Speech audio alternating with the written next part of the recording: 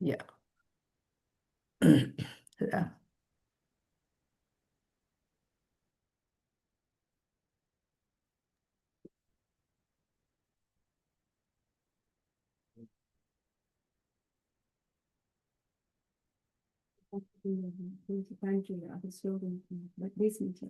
కొత్త ప్యాకెట్ చూసి ఇది మిల్క్ అనేది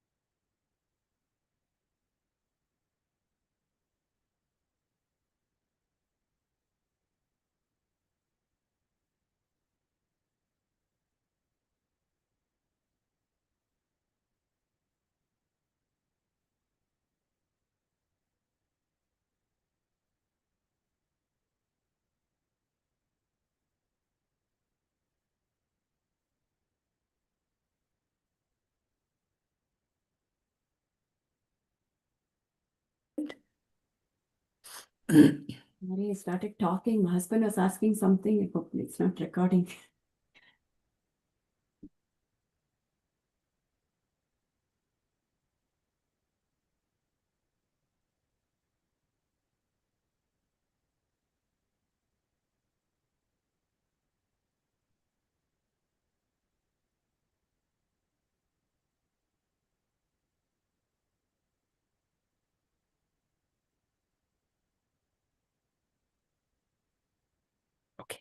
Okay.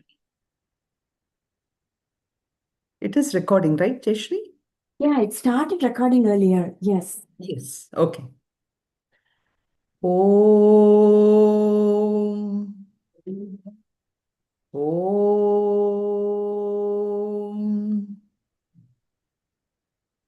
Om. Om Sahana Vavatu Sahanau Bhunaktu Sahaviryam Karavavahai Tejasvinavadhitamastu Mavid Vishavahai. Om Shanti Shanti Shanti. Okay. So can we, Meena, would you like to start? Yeah. Om Partaya Pratibodhitham Bhagavata Narayanena Swayam Vyasena Kratitam Purana Munina Madhye Mahabharatam Advaithamritavarshini Bhagavati Ashtadashatyayini Ambatvam Anushantadami Bhagavad Gita Bhavadvekshini. Namostute Vyasa Vishala Buddhe Pullara Vindayata Patra Netraha Yena Tvaya Bharata Taila Purnaha Prajwalito Jnanamaya Pradipaha Prapanna Parijataya Totra Vetraika Panaye Jnanamudraya Krishnaya Geetamrutuduhe Namaha. वसुदेवसुतं देवं कंसचाणूरमर्दनं देवकी परमानन्दं कृष्णं वन्दे जगद्गुरुम्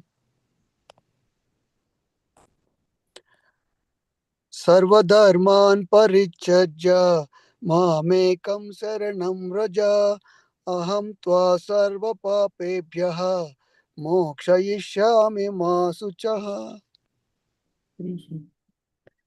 Thank you. So we started with the 13th chapter.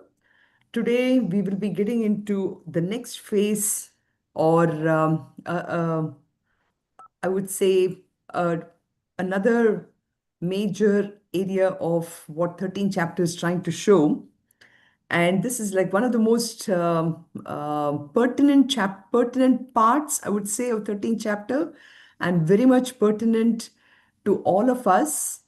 This is something that I personally take a lot of pride in the sense It is a portion which we'll be talking about the 20 values, and something that in Balavihar we used to teach quite a bit. I guess when it comes to at that point, I will talk more about it. But in a sense, as we have been seeing last time, the 13th chapter pinpoints its teaching on the principles, uh, probably from a Sankhyan perspective, on the Purusha and Prakriti, which is consciousness, Purusha, and Prakriti, which is matter. Um, in a simplistic way, if you want to understand this, it is essentially nothing but the study of the relation between the subject and the object, or the seer and the seen, the world. So, consciousness, matter, Purusha, Prakriti, subject, object, seer, seen. So, we can take in any one of these ways if you want. So, what is this Purusha? The Purusha is essentially, you would say, the essence behind everything that is out here. In fact, it is nothing but that Purusha alone which is there. And it is this Purusha which identifies itself with, in a cosmic level, with everything, and in individual level with everything. And this uh, a cosmic level at this one, this knower itself we call is a subject, and the known is the object or the field. So this field of the operation of the consciousness is the whole of this objective phenomena, and that is what we call as the kshetra. If you remember the words kshetra and kshetrajna, we had used before. And this kshetra is the field of operation. It is the field in which we all are functioning in. And who is the operator? It is the kshetrajna. So the knower of this field is nothing but that Narayana himself, that Bhagwan himself. And that Atman is really the self which is there not only in the cosmic level, but in all of us. And it is actually that subject. So when we talk about Purusha or Prakriti or Kshetra, Kshetrajna, subject, object, all those terms, ultimately it is that Kshetrajna is just none other than the subject in me and you, and everything is the universal subject. So this is really what 13th chapter is getting into, where we are establishing the relationship between, the Jiva, Jagat, Ishvara, if you want to think about those terminologies too. That connection is brought about in the 13th chapter, really. So the subject is the individual, uh, is the individual, or the conscious observer, or the sakshi of things in this um, vast conglomerate of the physical complex, which is where we left last week, where we started talking about that 24 tattvas, which we'll go into again, just start off at that point. So that is what I wanted to mention as a reflective part of it today, which is really about the connection between Kshetra and Kshetrajna, or the subject or the object, or the Purusha and the Prakriti, however, the known and the knower, or the seer and the seen. So all these things, in a sense, point out to understanding finally that Kshetra, or the field, includes this entire material universe, and Kshetrajna is the consciousness. So the whole creation, if you want to think about it, is nothing but this mixture of this consciousness principle and the matter, in a very simplistic sense. If you want to go deeper, then we can actually think about even more. But for now, if we have really understood even this much, that ultimately everything that you see in front of us, all this matter, is actually very inert. It is inanimate, if you want to say. But what is it that brings it to life is this consciousness principle in this. So that is what last time we talked about, the theory of everything. In the modern scientists, they claim that they're working on the theory of everything. But this theory of everything has already been worked out by our ancient rishis, you know. So Vedanta really has given the theory of everything, that everything is nothing but consciousness plus matter. So therefore, Krishna says, those scientists in shloka number 5, Rishibihi Geetam, all the rishis have already talked about it, and they have also mentioned about how this it's the matter which is in Vividai Chandobihi, all the Vedic mantras have already talked about this matter in various forms. So this is basically just to give you an idea of the reflection what I wanted to do for this Kshetra and Kshetrajna. And so Krishna's, has explained all this up to the verses 1, 2, 3, 4, and 5. I'm just going through it a little faster because we've already gone through it. And in shlokas, of course, this 4 is where, when Krishna is answering those questions, that if you're asking me what is this field, kshetra, that is what I'm saying. And the nature of it, of course, it is modified in so many different ways. And it is the part which is always changing. Okay. So the modifications are those 24 tattvas that we talked about last time. And what is the origin? Of course, the origin goes all the way to the original consciousness. And then he's asking in in shloka number in the find the question which is he's asking, so who is that jnani who knows the field? Now this is the part where we are really going to understand what are the qualities of those jnani, because it is ultimately when our mind, which is so cluttered with so many things, if that can be purified and clarified much better, then for us to this kind of a knowledge will be very much understandable. So this is the part that I've just wanted to emphasize in shloka number 4. And then, of course, shloka number 5 is where we talked about how this theory of everything, which we talk about today, which already in Vedanta was already well known by the ancient scientists, Rishibihi Bahuda Geetam, in various forms. They've always explained again and again and again so many different ways and in so many different shlokas. So we did all this.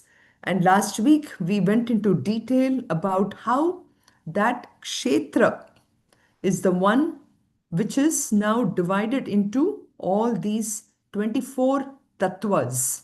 So tattva basically means part, it means you can say a category.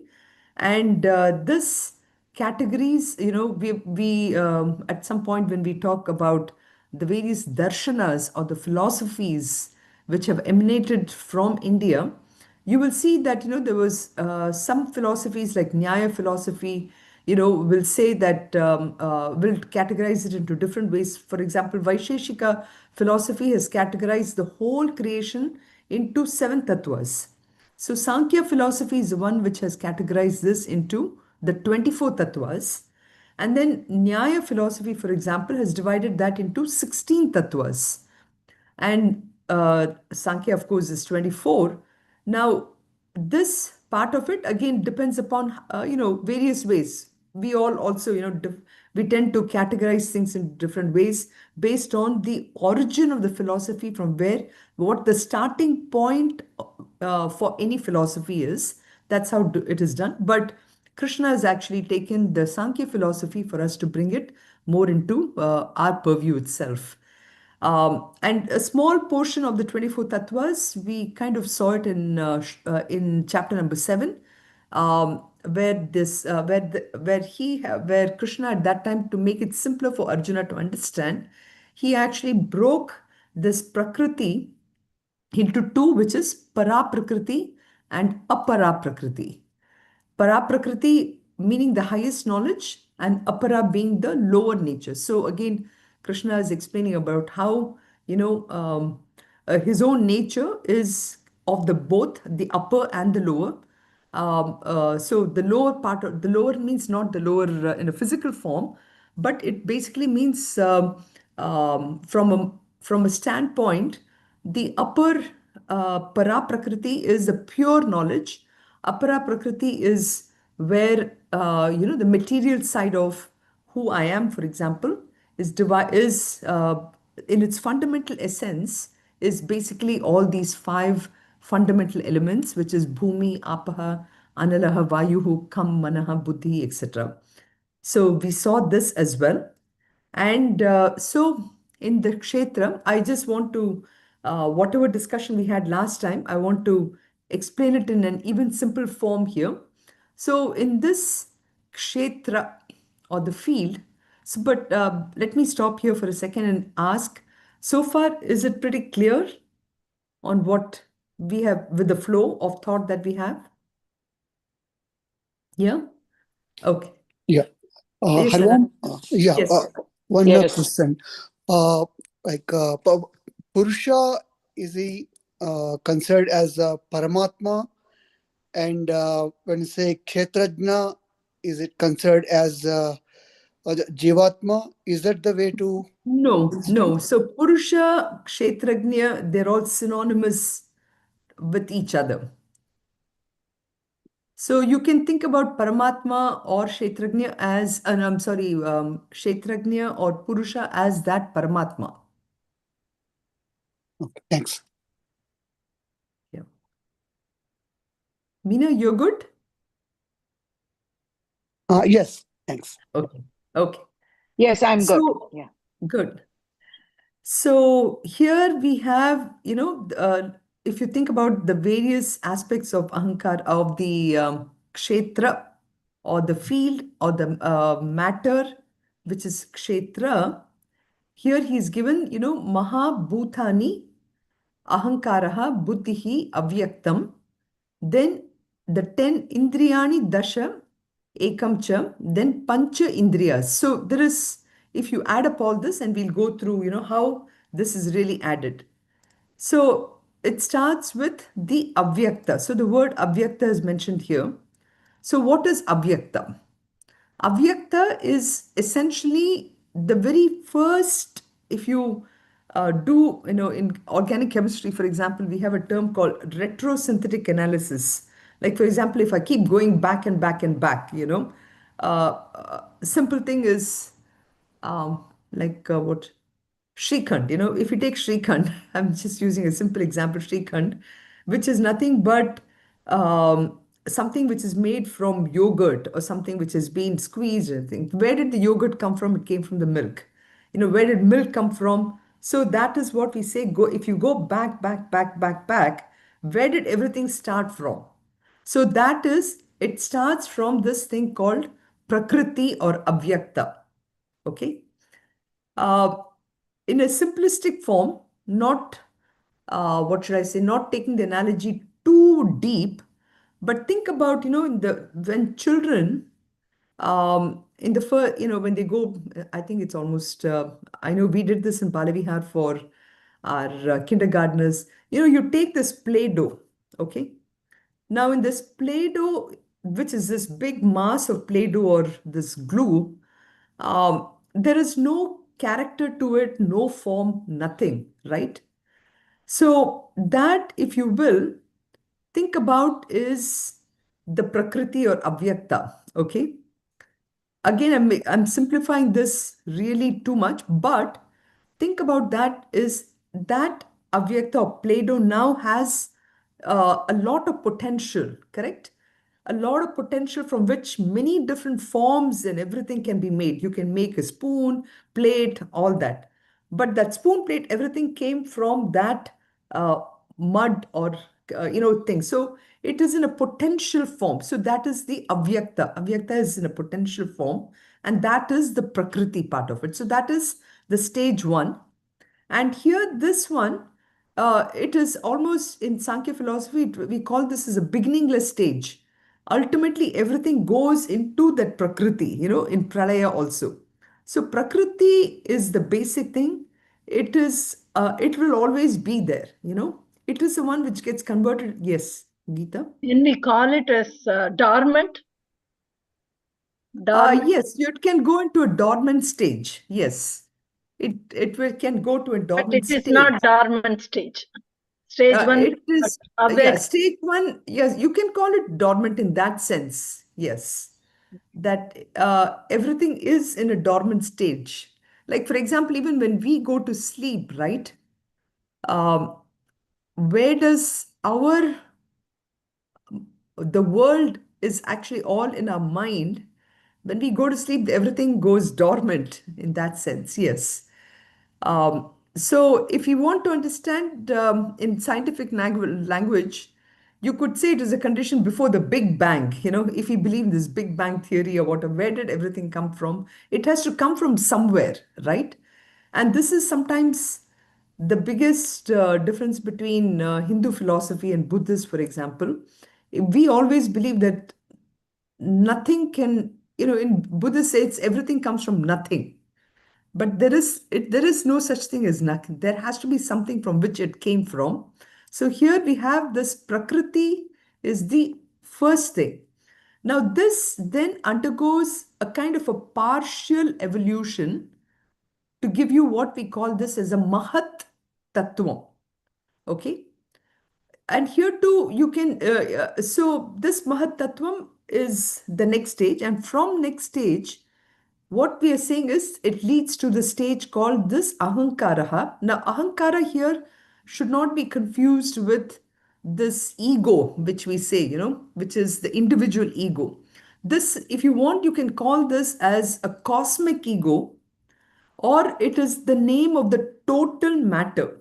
Okay, the total matter, it is, if you want to put let's say if you want to give an identity to every possible thing in this world, whether it is human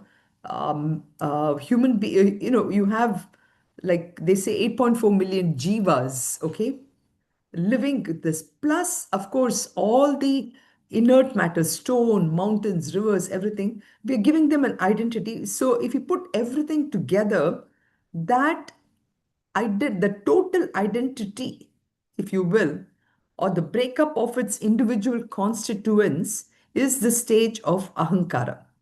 Okay. Now, what is this ahankara? Okay, this ahankara can be broken essentially into, I know people may say, 8.4 million jivas plus everything. There's going to be billions and trillions of constituents, right? But those trillions of constituents, whatever it is, can be categorized into the 16 tattvas. Okay.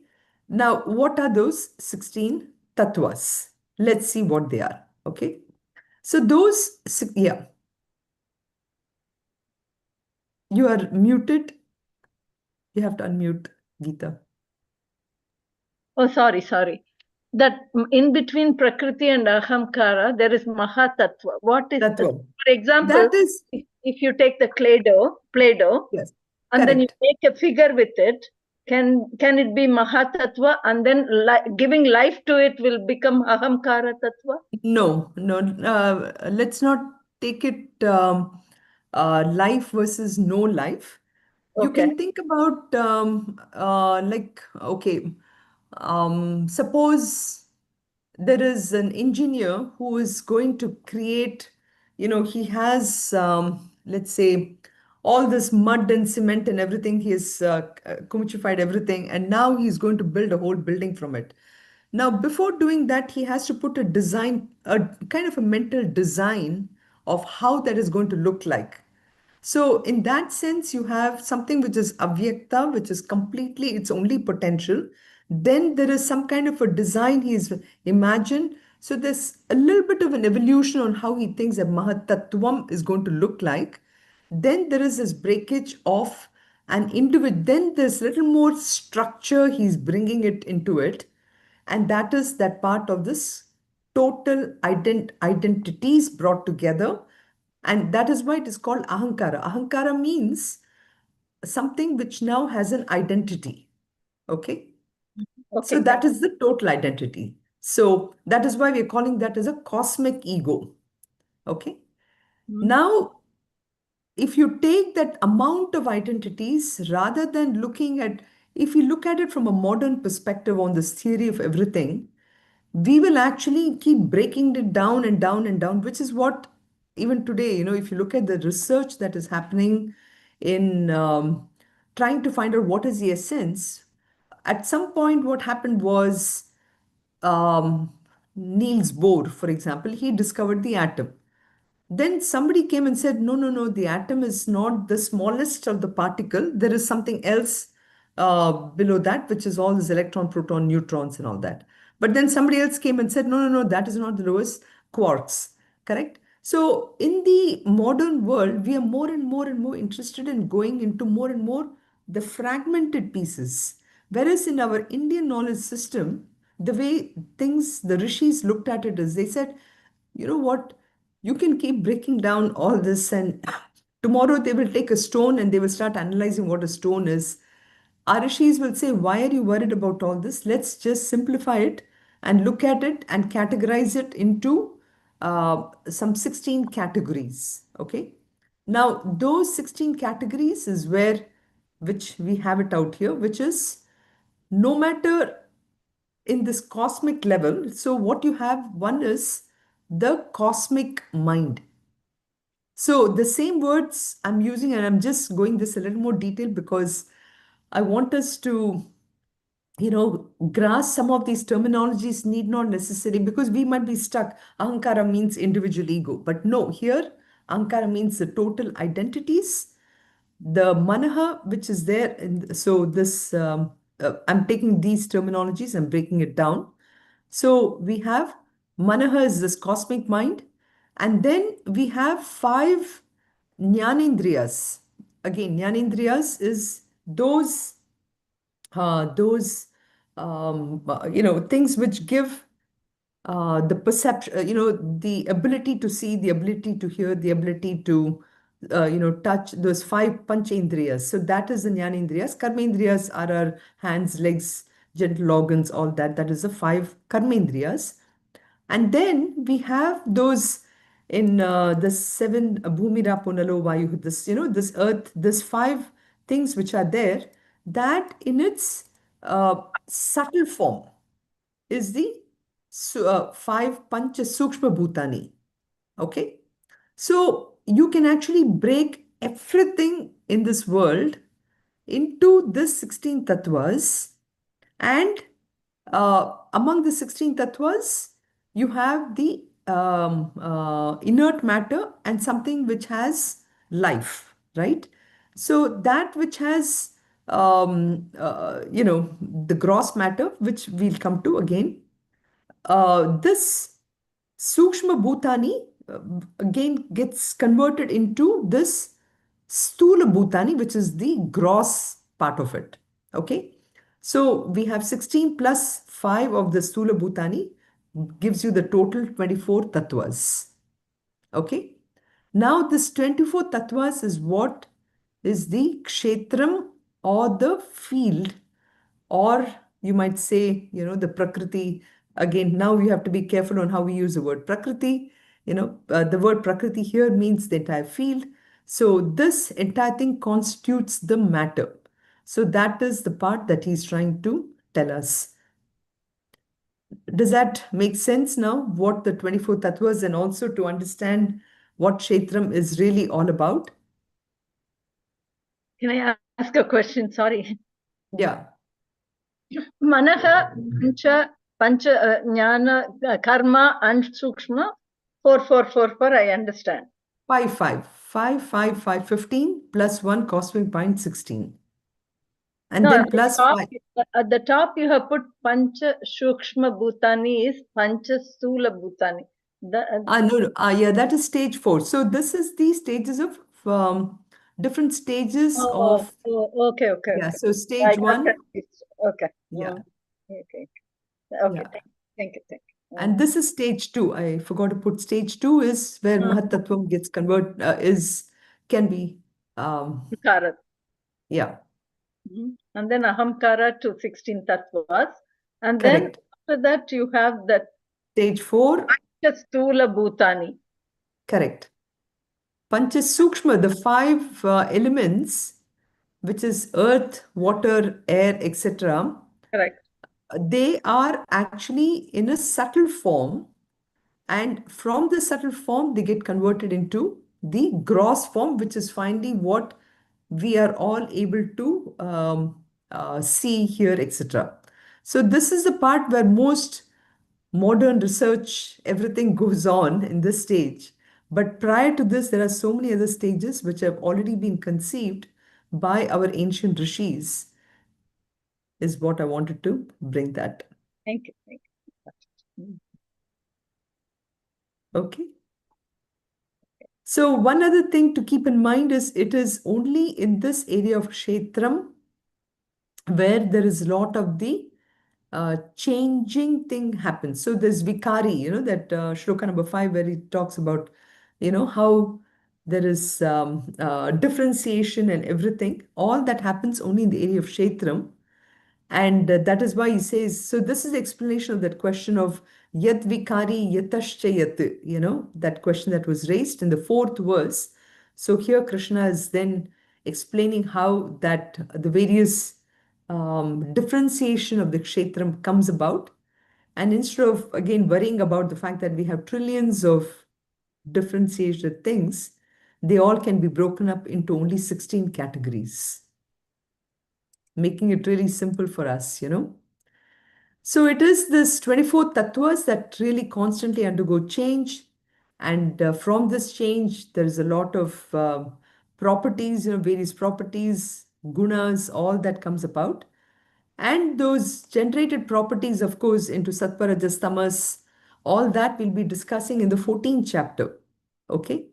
But now in the seventh, shloka number 7, he starts to explain about you know, well, in some sense, before we get to the Sattva here, he's explaining what the properties of this 24 tattvas are. So he says, Ichha, Dvesha, Sukham, Dukkham, Sangat, Chetana, Dhritihi, Etat, Kshetram, Samasena, Savikara, Mudahritam. So we have the Sangatha, Sangatha, which is that composition of the 24 tattvas, the body aggregate. So this it consists all of this 24 tattvas, and that is the one whole item he's describing, and the remaining six, which he says, Ichha, Dukkham, etc., is what they actually is what the individual, the whole is given actually, this sanghata is the jiva or the individual which goes through this ichha, dvesha, sukham, dukkham, and chetna. So we will break this up into each one and we'll try to understand what they are. Okay. Um, so what is ichha and dvesha? Ichha and dvesha is basically the desire which comes, and ichha is the desire, right? In each what a jiva goes through. And dvesha is basically, either you like something or you dislike something. When you encounter any object. So this happens in the mind. So this basically, whenever you see any object, there is either, these are the only major kind of thing which immediately comes to our mind. So again, one may say, oh, that's not true. I have so many emotions, and we are categorizing more and more of emotions based on today, if you think about it in today's world. For example, uh, only yesterday in one of my PhD, I'm a kind of a guide for one of the PhD theses, and in that there was a terminology with it, scrupulosity, scrupulosity or something. It's a new term that is coming out basically, and FOMO. Okay, FOMO, for example. One may say that, okay, I have a FOMO when I see an object, not that we will say that way, but the point about it is in all kinds of emotions ultimately will fall under either I like something or I dislike something, you know. For example, we may say, I'm so excited. I think this is awesome. We use all these terminologies, but ultimately it is only ichha and dvesha. When I'm encountering an object, when I have a relationship, all this. Now, what does that do to the mind? One is, as soon as I see it, this is what happens. But the effect is I actually, one second, just 1 second. I have to open the door.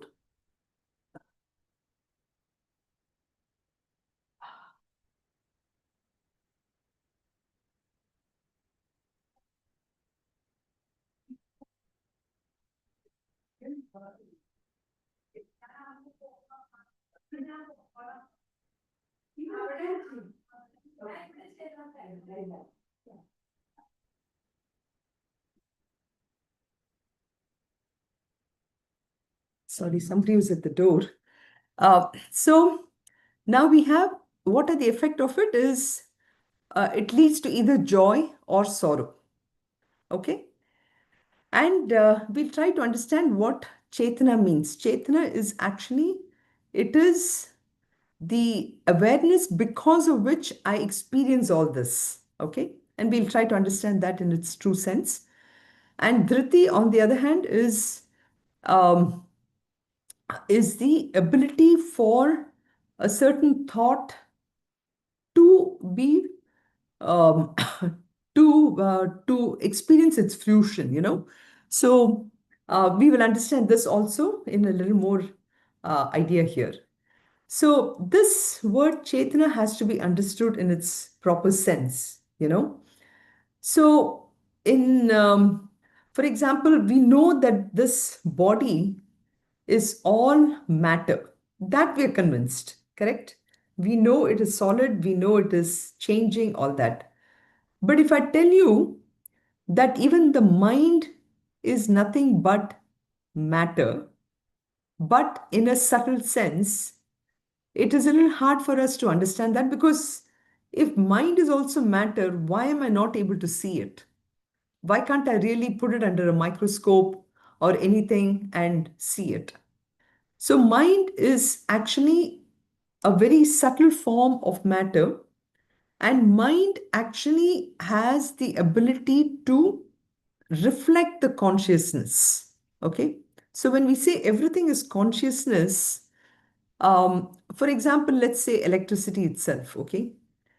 Uh, we know that the effect of electricity is seen when it passes through a certain wire, and we see the effect of it in the form of light, we see it in the form of energy, all that. But electricity is very much there. It needs a wire through which it can function, correct?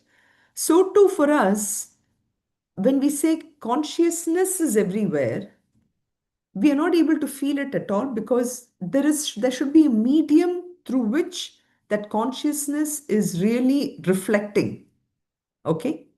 So mind is that surface through which the consciousness gets reflected and which provides the I mean, any of the English words doesn't make sense. Like, for example, I cannot say it provides energy. I cannot say it provides the consciousness. Maybe we can say that it is mind is the surface because of which the consciousness makes us conscious. Okay.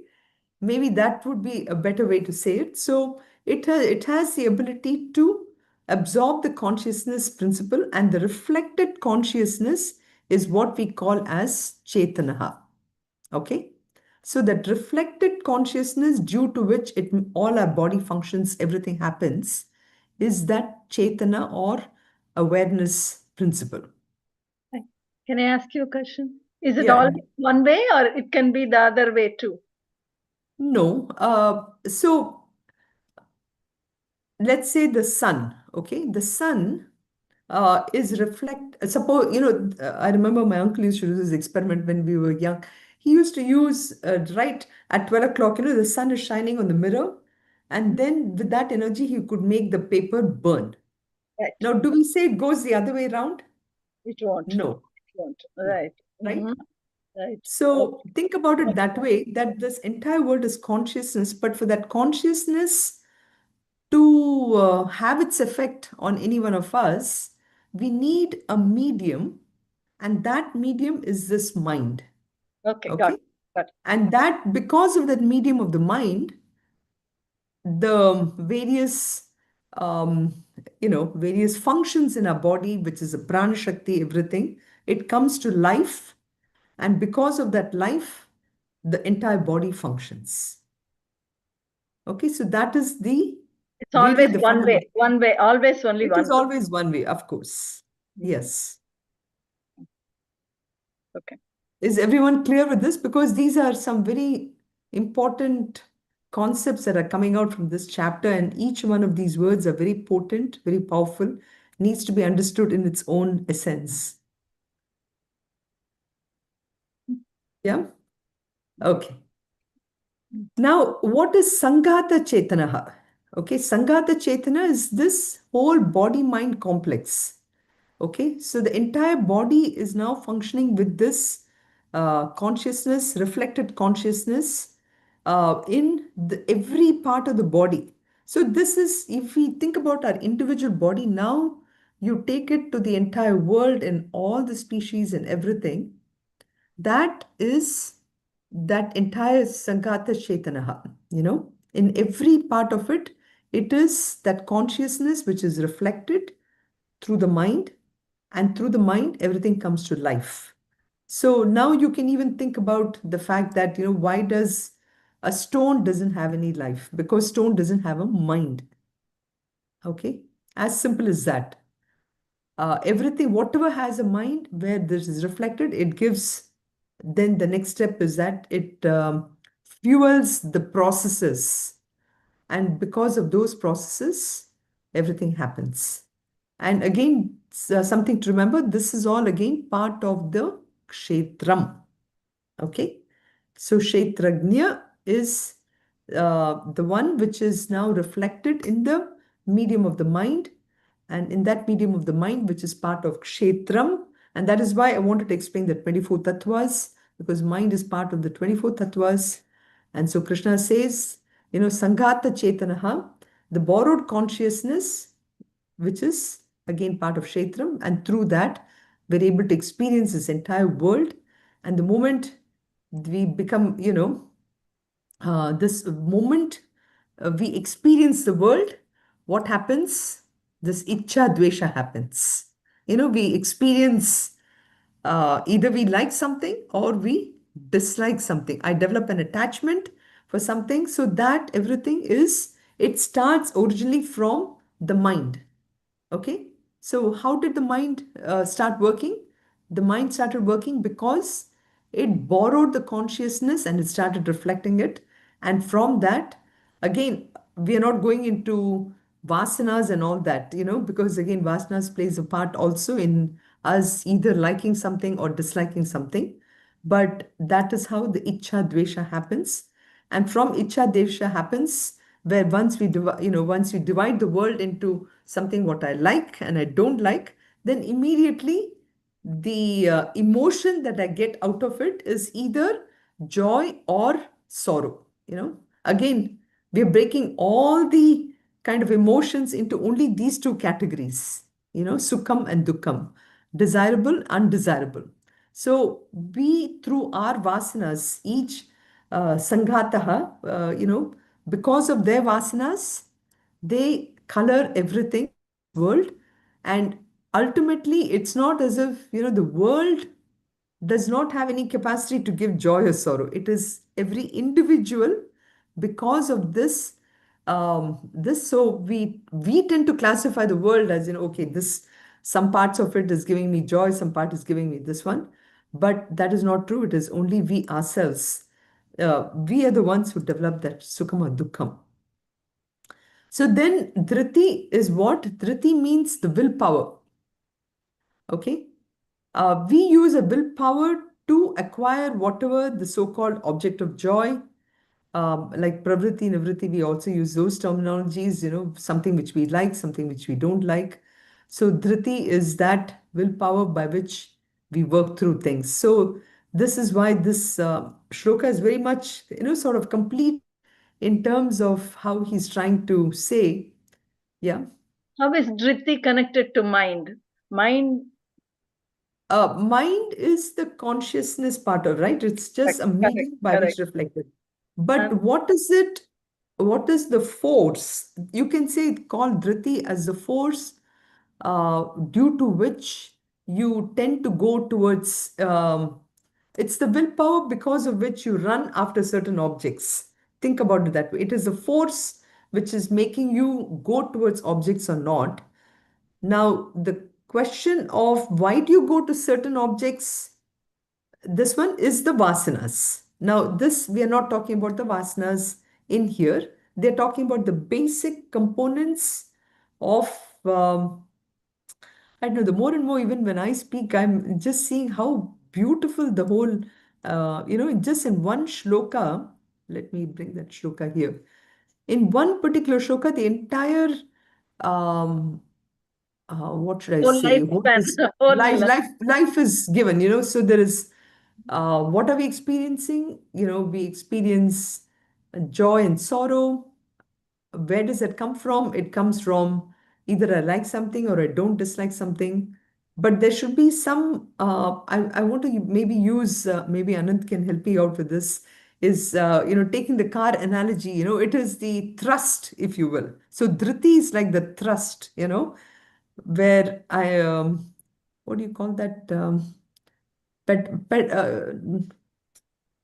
a, accelerator. or no, in a manual, accelerator is a manual car, manual cars. Stick shift? Is it In a the stick shift, Gear, no, no, gear. Gear. gear? not the gears. Maybe it's the power, we can say, the power by which we go to any of this, um, objects. So that you could call as dhriti, dhriti in that sense. I know here dhriti, he says fortitude. Or in the next one, we said, it's the firm adherence to a vritti in a mind which takes it to execution, basically. See, I mean, you see an object, you either like, you Is that the dislike. clutch? Are you talking about The clutch? clutch. Yeah, I Yes. know. The clutch is what I was Mm, thinking of. mm, But actually, mm. it's not the clutch. In this case, it is the accelerator. It's Okay. the power behind me wanting something or not wanting something. That is what he's talking about. Is the, the this. But the word fortitude probably dhriti as such, which we'll come across when we do the 20 values. He will talk about this as fortitude. Hari But Om. here, yes, One quick question. So can you give us simple example of Chetana and Shankata Chetana? Just a simple thing. Sangata Chetana. Yeah, simple. Yeah. So that simple example, as I gave earlier when Gita asked this question on can it be the reverse way, like the sun, right? So Yeah. the sunlight is everywhere, correct?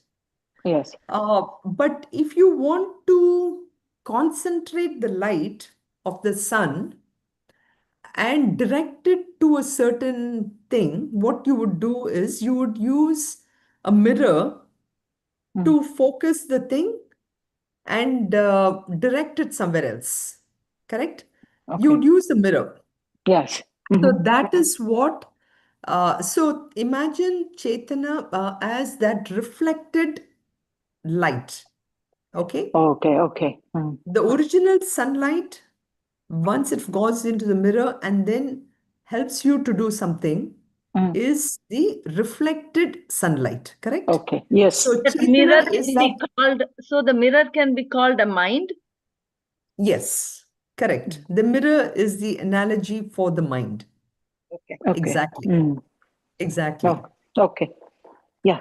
Now I understood. These are Okay. very powerful concepts. See, we Yes. have to really understand, if you look at it from that Indian knowledge systems, how it has developed, Mhm. these are all pure, very scientific, very Yes. scientific.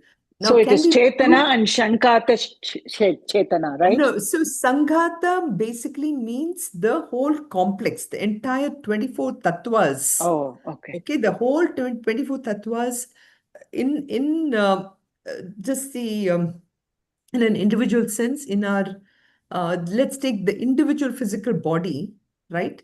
If I take the individual physical body, you have all the 24 tattvas actually. Mm. Mhm. Now, how am I powering this body? How is this body really working? Conscious. The body is working because of the reflected consciousness Mm. okay, which is Mhm. reflect. So consciousness is everywhere. That is why I gave that example of electricity. Okay. Okay.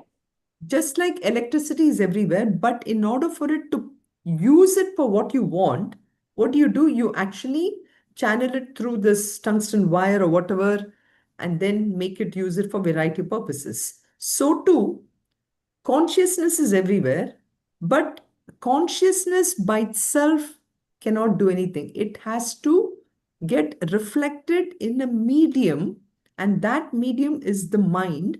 And now you have to understand the mind again differently. Now we always say, oh, mind is cluttered, mind is this.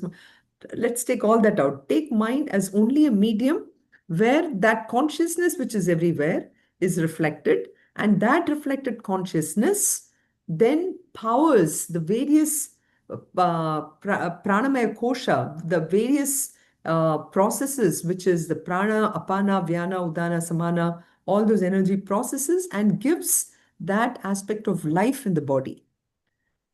Mm. So Chetana is that reflected consciousness. Okay.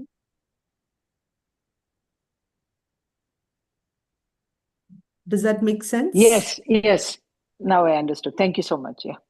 Yeah, maybe for next time, I'll just very quickly put a small diagram together, which will, I probably have that in one of my previous PowerPoints long time back.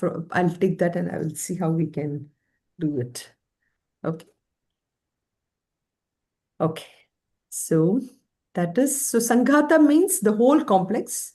Chetana means that awareness in the complex. Okay. So Icha, Dvesha, Sukham, Dukkham, Dhriti, we did that. So with this shloka, shloka number 7, essentially the kind of main teaching is over. Okay. The combination of Kshetra, Kshetrajna, how does Kshetram really function? All that is done. Okay. Now we are coming to a very, like I said, the qualities that is required in us in order for us to, I mean, so far it's very theoretical, okay? But how do I put this theory into practice? It sounds great to learn about what is Chetana, what is Dhriti, what is Sanghata, all these 24 tattvas. But how can I now shift my mind completely?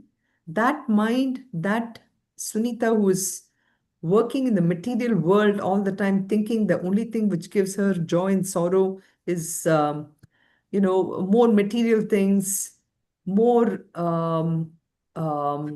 what should I say, satisfaction from relationships, more satisfaction from situations around. How do I now turn this mind completely to thinking that that happiness that I'm getting out of all these objects and everything is not in the outside, but it is within me, that part of it, because, and also to understand this relationship of this Kshetram, Kshetrajna, um, and this Purusha Prakriti, all this, how do I understand that very well? That part of it is where 13th chapter now shifts our attention to what do I need to do within myself to clean up my mind to stay in this knowledge. Okay. So this part is actually called jnanam. The whole part is called jnanam, the knowledge. But again, we have to understand this word knowledge, the jnanam, not necessarily as pure knowledge. It is the means, or the qualities that is required for us in order to understand that uh, ultimate consciousness. For example, even now, suppose I say that, we all are nothing but, we always say this, okay, I am Brahman. Aham Brahmasmi, we say, I am Brahman. What is Brahman? Brahman is nothing but consciousness. And where is consciousness? Consciousness is everywhere. It sounds very, very theoretical. How do I make this knowledge very important? And why is it important for us? Because if I understand that I am that consciousness, and everybody is at consciousness, where is the problem? So in that case, mind doesn't play a role. It is directly connected to consciousness. Jnanam. So, no, so let's take that aspect, right? So, let's tie it to that, we are saying it is that mind where consciousness is reflected and which is powering everything. Correct. Okay, great. But the purity of the mind is very, very important. If this mind is dirty, again, using that same example of the mirror, if the mirror is very dirty, then what happens is whatever reflection happens is also dirty, right? So that mind has to be very, very clean, just like the mirror has to be totally clean. So what are those various scrubbers I can use to clean this mind?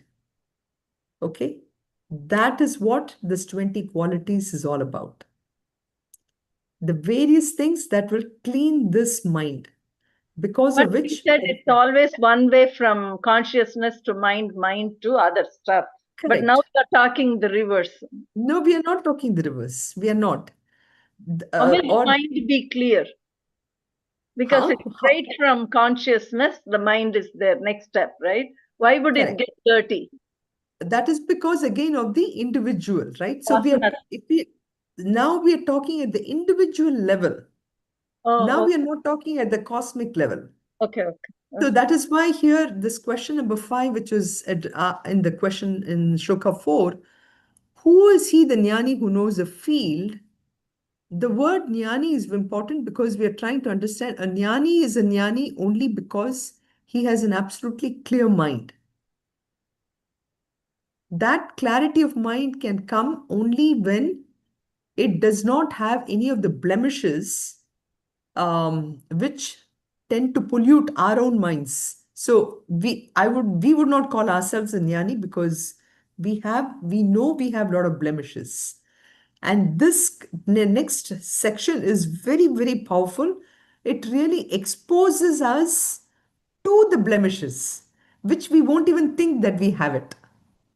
So it is really a mirror for us in that sense. Now I'm using the word mirror itself in a different sense. The next 20 values will show the mirror to us as to, hey, do you have this particular quality? Okay, now you're not a jnani. So what do you need to do? So it is a sadhana, the next 20 qualities is just so beautiful. Um, I I really thought we could do at least one of them, which is amanitvam. So there are 20 such qualities which we can each one of us work on it as a sadhana. Literally, we can cleanse our mind and become pure and become, what should I say? So now, aren't you talking backwards? How How do we so? cleanse the mind? Because we have to behave nicely for us to cleanse the mind, right? We have to behave nicely for the consciousness to shine uh, fully in our mind. See, mind is the only medium by which we can power this. It's a simple thing like, for example, if I have a 10-year-old Honda and if my whatever mechanism by which I'm trying to power the car is not clean, then whatever I do, the car is not going to give me the service I need, right? So I need to maintain that car in a very good condition. So what are all the things that can make this car not work? That is where we are. We are at the moment a jiva who have so much amount of vasanas and everything which need to be cleaned up before I can say that I'm ready for moksha, my final evolution. So what are those blockages? What are the blockages in my mind which is preventing me from acting like a jnani in the world? So blockages in the mind, how does that happen? That is a different question altogether. That's a different process. How Due did to it happen? vasanas? Yes, it is the vasanas, it is the blemishes. Vasanas are nothing but the dirt because of which, vasanas are the dirt or the blockages because of which I'm not able to function well. How did that happen is a different mechanism. Okay, okay. But here we are talking about uh, keeping in line the 13th chapter, which is trying to tell us the relationship between Kshetram, which is a material world, Kshetrajna, or the consciousness. How are these two connected? And how can we understand that connection better is only when we know the blockages which are preventing that understanding. So those blockages can be removed if we practice this 20 values. Okay.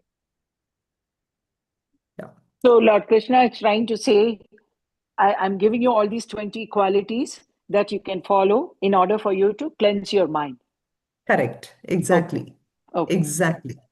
Okay. So that is why it is really, really powerful. And I guess in some ways, Krishna has decided that um, January 1st is the better time when we can I make was this about to tell resolution. you. I was about to tell you that. Okay. So let's start practicing the 20 values from then. Until then, At least Krishna we is can saying that, start with okay, 2 or 3. To start with, okay. we can start with 2 or 3, maybe 1 at least. Even the first one, I'm telling you, in fact, the last 1 week I've been preparing for this lecture and I was enjoying it so much. I had put so much of effort into really first to understand what is Jnanam and then tell you what those 20 values which we are going to be doing. So the very first one, look at this, it is absence of conceit or Mm, humility. Okay, that is the very mm, first thing. mm, So, we'll be really talking about what is this humility? Why should we really have humility? Why can't we really praise ourselves, Uh, and what is, so we will really go through all this very, very, very powerful things. This is one of my most favorite part of Bhagavad Gita, actually. You Well, spent a Um, lot of time, I Sunitha. You did. spent I too know, much of I yeah. know. So Oh my sweet. God, it's very good. Oh my goodness. Yeah, no, no. These are all these values just from the very first shloka. So there are five Mm. shlokas in which 20 values have been listed. But I But think no, for us to understand this stage 1, 2, 3, and 4 itself, it took a So much lot of time. time because that is very, very, very powerful. And I mean, it was Exactly. hard for us to get into our mind. yes, but that is that first part of 13th chapter. Now we Mhm. are coming to the Yeah, 8 to 12. thing Okay. 8 to 12. 8 to 12 is about the qualities Of which Jnani. is the most practical part of 13th chapter, which each one of Mm. these qualities, if we can practice it every day. I mean, I remember when we did this in our study group also, I put an Excel sheet together and I said, okay, every day let's put a check on did I practice Amanitvam? Did I practice Adambitvam, Ahimsa, Kshanti, And we will be reading this in a much more deeper way, really deep, what the word humility means, what the word adhambitvam, all this, that is why I wanted to, in this, um, you know, the opposite of humility is where, This is a very good one. There are always people greater than me. yes, no, these are reasons for us to, and how this self-admiration is an addiction. We Mm, don't realize that. And I really wanted to bring in some social media examples and everything mm. because today we thrive on that. We really,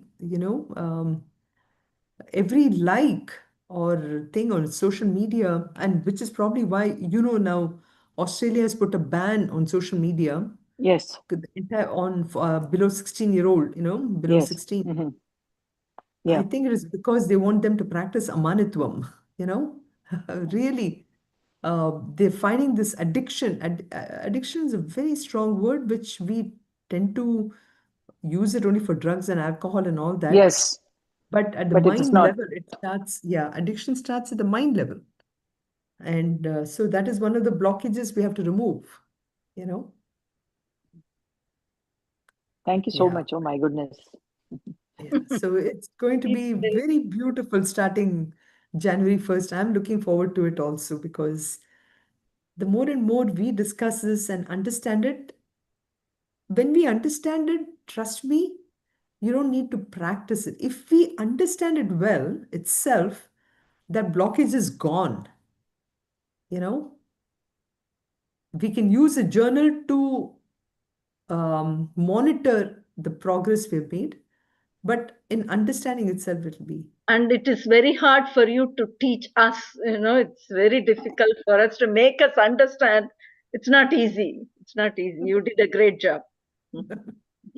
Thank you for giving me that opportunity, because I really feel No, it's seriously, just, it's not that easy to understand. It's I know, definitely not. it's very complex.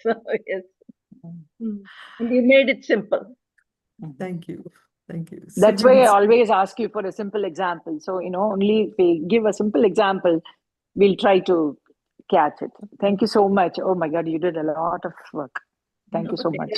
Lot of effort she has no, taken. I can. no, I mean, like I said, it's I'm helping myself also. The more when you bring the question, it makes me think also, and makes me make sure that I have understood it well.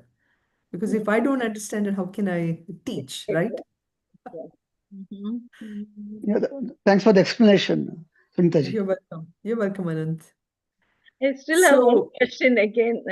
Is yes, recording please. going on, or you have shut it off? No, I can stop the record. I'll finish the class. We'll stop the recording, and then if you can, yeah.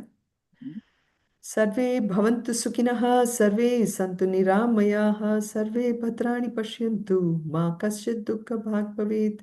Om Shanti Shanti Shanti.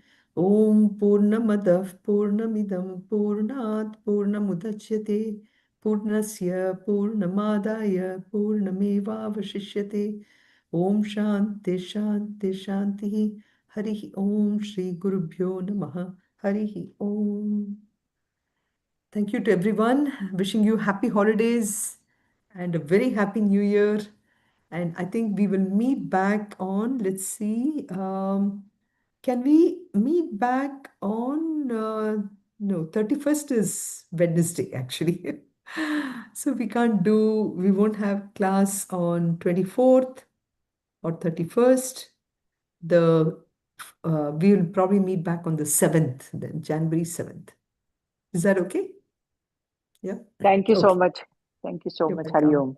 Hari Om. Hari Thank you, Om. Sunitha ji. You're You welcome, and said stop the live stream. the one way. Oh, yeah.